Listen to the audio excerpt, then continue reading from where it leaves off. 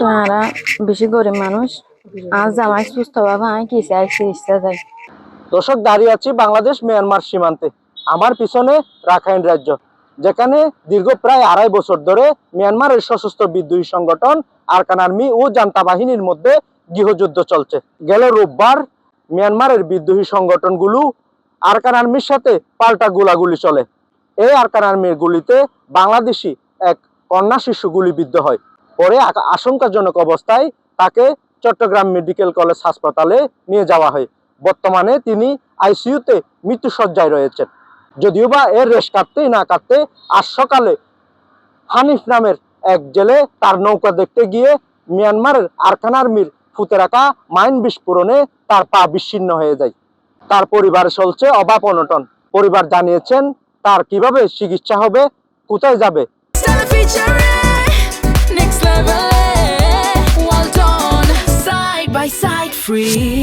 তবে এই গেল 2-3 দিন ধরে সীমান্তের এই উত্তেজনার মধ্যে আরকান আর্মির গোলাগুলি সহ্য করতে না পেরে রোহিঙ্গা বিদ্রোহী সংগঠনের 53 জন সদস্য বাংলাদেশে প্রবেশ করার সময় বর্ডার গার্ড বিজিবি তাদেরকে আটক করে।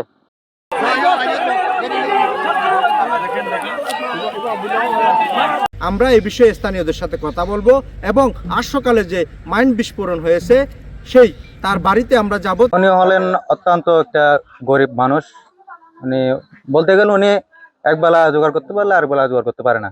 আমাদের হাঁটার পথে ওটা মাইন একটা মানে ওই মগবাগি নাকি গুলা ওরা পুঁতে রাখছিল, তো হাঁটার সময় ওটা বাস্ট হয়ে গেছে। তাহলে আমার শালার একটা পা অলরেডি নষ্ট হয়ে গেছে, ওটা দিয়ে আর কাজ হবে না, বা 2টা পাও নষ্ট হয়ে গেছে। এই বিচারও চাই, আমরা সরকারের কাছে বিচার চাই আর সহযোগিতাও চাই। ঠিক আছে, নবী হোসেন গ্রুপ, আরসু গ্রুপ, আরসা গ্রুপ ওরা ওখানে যাইয়া দল বল লইয়া ব্যবসা করিবার জন্য যাচ্ছে। ওরা এখন দেশল্লা যাচ্ছে না, ব্যবসা করার জন্য যাচ্ছে।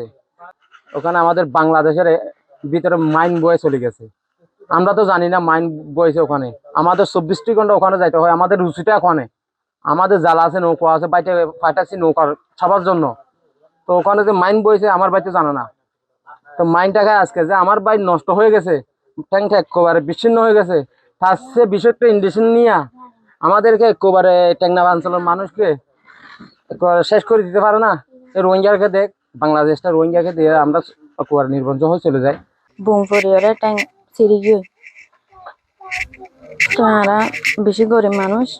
আজ জামাই সুস্থ ভাবে আমি কি চাই চিকিৎসা চাই।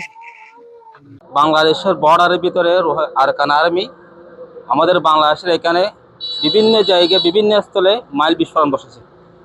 বলতে গেলে এখানে প্রশাসনের কোনো ভূমিকা নাই বলতে চলে বর্ডারে।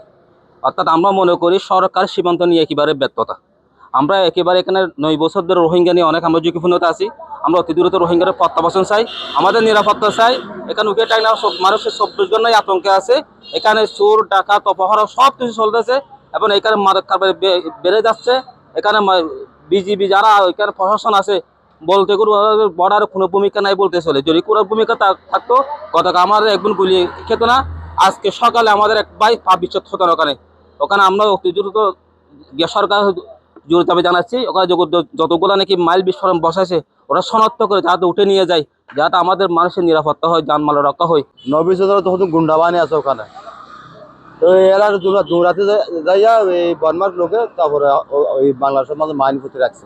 দেশের ট্যাং 2টা ফায়ার চলে গেছে।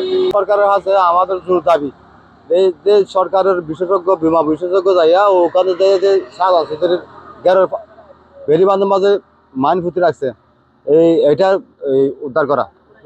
সীমান্তের এই মানুষের নানাবিধ সমস্যা, নিরাপত্তা সহ বর্ডার গার্ড বিজিবি সহ অন্যান্য আইন শৃঙ্খলা বাহিনী তাদের এই অনুপ্রবেশ এবং তাদের এই গোলাগুলি নিরসন না করা হলে এই সীমান্তের মানুষ নানা সমস্যায় সম্মুখীন হবে। টেকনাফের হোয়াইটং বাংলাদেশ মিয়ানমার সীমান্ত থেকে আরাফাত সানি, জায়দিন,